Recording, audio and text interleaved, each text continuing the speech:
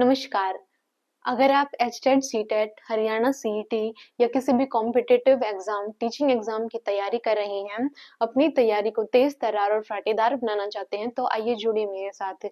आज हम ईवीएस की क्लास देखेंगे। ईवीएस के जो भी प्रीवियस ईयर क्वेश्चंस हैं, जो भी मतलब ईवीएस के किसी भी टेट में आए हुए हैं, चाहे वो सुपर टेट हो, चाहे सी टेट हो, चाहे एच टेट हो, चाहे आर टेट हो, उनमें जो भी ईवीएस के क्वेश्चन आए हुए हैं वो मैं आपके साथ डिस्कस किया करूंगी। ईवीएस 30 नंबर की आएगी, एचटेट के लिए बहुत ही इंपॉर्टेंट है।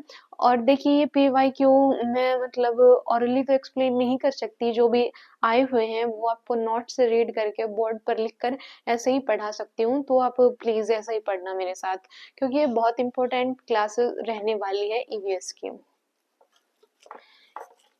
ईवीएस में जो भी पीवाईक्यू आए हुए हैं, यहाँ से ना मतलब क्वेश्चन जरूर आते हैं, रिपीट जरूर होते हैं, तो देखिए आप।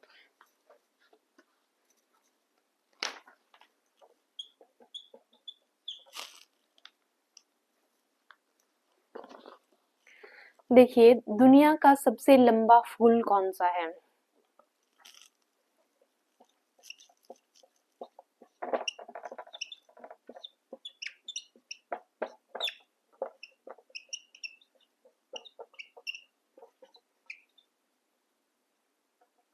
एमोर्फोफेलियस।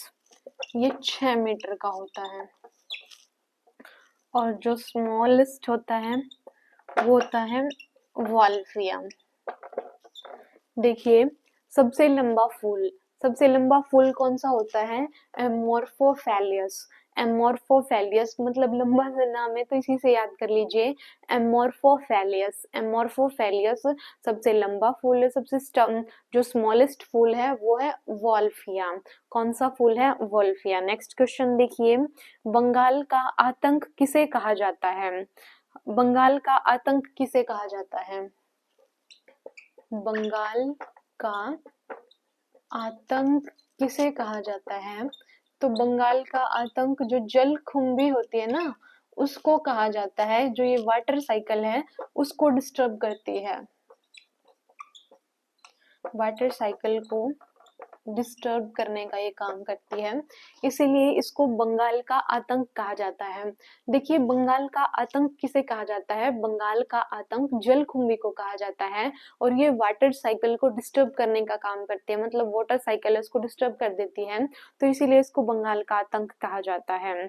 जो एक्वेटिक लाइफ है ना, वाटर साइकिल को कैसे डिस्टर्ब करेगी? मतलब जो एक्वेटिक लाइफ है उसके अंदर उगेगी वाटर, मतलब इतनी ज्यादा उग जाएगी कि वेपोरेशन नहीं हो पाएगा, वेपोरेशन नहीं हुआ तो रेन नहीं होगी, ऐसे ऐसे करके मतलब बंगाल में ना बहुत ज्यादा मात्रा में पाई जाती है। इसके साथ ही जो एक्वेटिक लाइफ है ना, मतलब जो जल के अंदर जो लाइफ होती है एक्वेटिक लाइफ, उसको भी डिस्टर्ब करते हैं ये। उसका जो पोषण है ना, पानी का पोषण, न्यूट्रिशन पावर, उसको जीरो कर देती है। उसके बाद देखिए, बनाना ग्रो फ्रॉम। बनाना कहाँ से उगते हैं? तो ये है रेजोम, राइजोम, यानी कि जो प्रकंद है उनसे उगते हैं। बनाना किससे उगते हैं? बनाना प्रकंद यानी कि रिजोम से उगते हैं। पत्तियों के हाशिए पर मौजूद पायदानों के अशिष्ट कलियां निकलती हैं ब्रायोफ्लम से। ये सारे पीवाईक्यू डिस्कस कर रही हूँ मैं, जो अलग अलग टेट में आए हुए हैं उनको, बहुत इंपॉर्टेंट है आपके लिए। देखिए, ये मान लीजिए एक लीफ है, और यहाँ पर ना ऐसे ऐसे मतलब पायदान बने होते हैं, या पॉइंट्स कह सकते हैं हम। इनसे फिर एक पूरा नया पौधा उग जाता है ऐसे। जैसे ये मिट्टी में गिरा, जैसे आपने ना ब्रायोफिलम मतलब पत्थरचट का पौधा देखा होगा, पत्थरचट की पत्तियों से ही वो उग जाता है। पत्तियों से कैसे उगता है? जो ये साइड में डॉट डॉट डॉट से है ना, इन्हीं से एक नए पौधे का निर्माण होता है, तो उसको बोलते हैं ब्रायोफिलम। ब्रायोफिलम।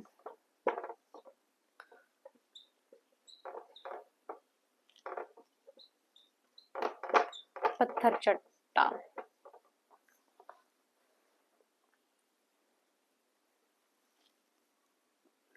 पौधे में क्लोरोसिस किसकी कमी से होता है? क्लोरोसिस पौधे में एक बीमारी है, क्लोरोसिस।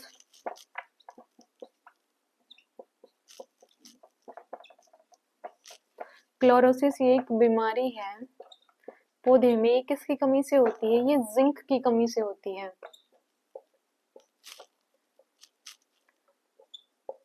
जिंक की कमी से होती है।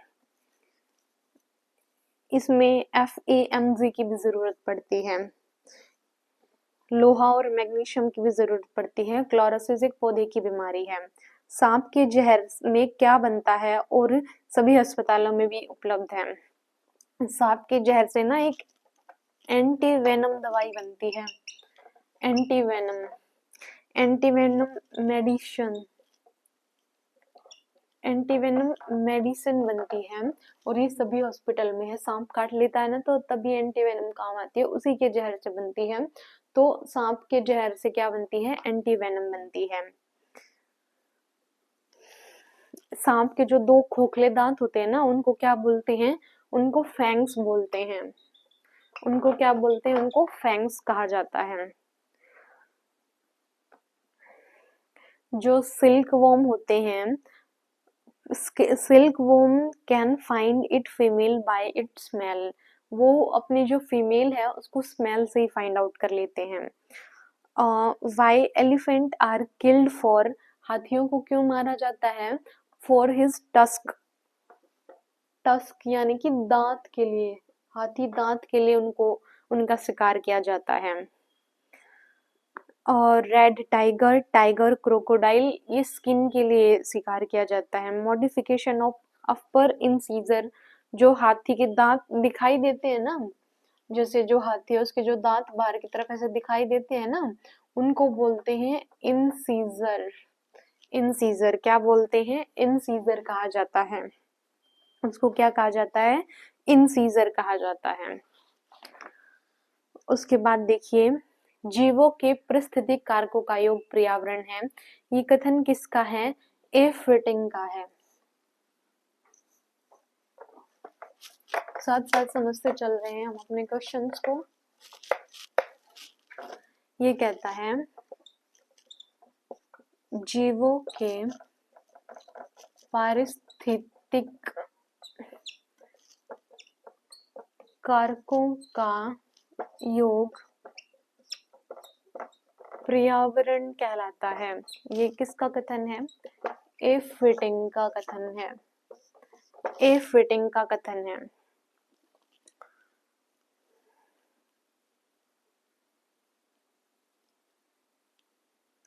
संयुक्त राष्ट्र संघ ने वर्ष 2002 को सतत विकास का अंतरराष्ट्रीय वर्ष घोषित किया है। Sustainable development year, sustainable development year 2002 को घोषित किया गया है। वेरी इंपॉर्टेंट है, सस्टेनेबल डेवलपमेंट ईयर 2002 को घोषित किया गया है संयुक्त राष्ट्र संघ के द्वारा।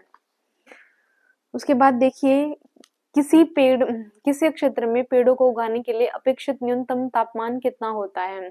तो 4 डिग्री सेल्सियस अगर तापमान होगा तो पेड़ उग जाएंगे। भारत में अधिकांश वन संपदा का मालिक कौन होता है? वन संपदा किसके पास होती है? स्टेट के पास होती है। वन संपदा किसके पास होती है? राज्य के पास। और ये किस सूची के अंतर्गत आती है? राज्य सूची के अंतर्गत। वन राज्य सूची के अंतर्गत आते हैं। सोपान कृषि की जाती है पहाड़ों की ढलान पर।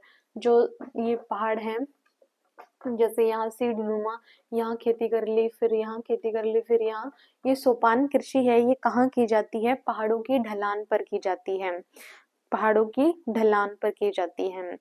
पर्यावरण हरांश का पर्यायवाची है पर्यावरण अवनयन, पर्यावरण नवीनीकरण, पर्यावरण अपकर्षण। ये तो बिल्कुल आसान था। डार्विन का उद्विकास का सिद्धांत उत्परिवर्तन पर आधारित है। डार्विन का उद्विकास का सिद्धांत, डार्विन ने उद्विकास का सिद्धांत दिया, उद्विकास का सिद्धांत दिया, उद्विकास का सिद्धांत दिया। ये उत्परिवर्तन पर आधारित है, उत्परिवर्तन पर आधारित है। विश्व का वह भाग जहाँ मानव अधिकांश स्थायी होता है कहलाता है इक्यूमेन। विश्व का वह भाग जहाँ मानव अधिवास स्थायी होता है, मतलब मनुष्य परमानेंटली रहता है, उसको क्या बोलते हैं? एक्यूमेन। जहाँ मनुष्य स्थायी रूप से रहता है, इम्पोर्टेंट है, उसको क्या बोलते हैं? एक्यूमेन कहते हैं। सर्वप्रथम परिस्थितिक स्तूप के बारे में किसने परिकल्पना की थी? चार्ल्स एल्टन ने। जो परिस्थितिक स्तूप नहीं है ऐसे ऐसा, फिर यहाँ यहाँ पेड़ पौधे, यहाँ प्राथमिक उपभोक्ता, यहाँ कंज्यूमर डिकम्पोजर, ऐसे इसके बारे में चार्ल्स एल्टन ने बताया है।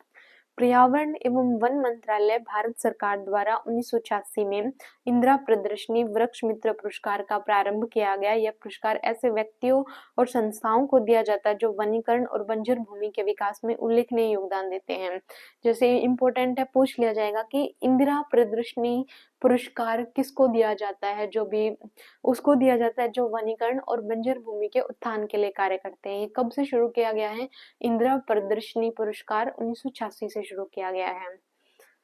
संरक्षण और विनाश पुस्तक किसकी है? सरला बहन है कोई, उनकी पुस्तक है ये पर्यावरण के संरक्षण से संबंधित है।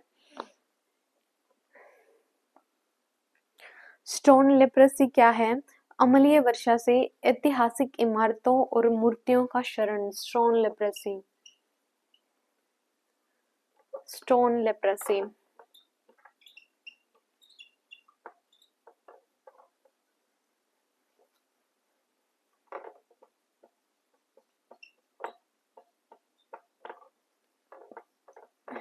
जैसे ताजमहल को आपने देखा होगा, अम्लीय वर्षा के कारण पीला पड़ रहा है, तो उसको बोलते हैं स्टोन लेप्रेसी। चावल की पॉलिश करने पर विटामिन बी नष्ट होता है। विटामिन बी का रासायनिक नाम है थायमीन, और इससे बेरी-बेरी रोग होता है। तो चलिए, आज की क्लास में ईवीएस में इतना ही, बाकी हम नेक्स्ट क्लास में पढ़ेंगे। आज के लिए इतना ही, धन्यवाद।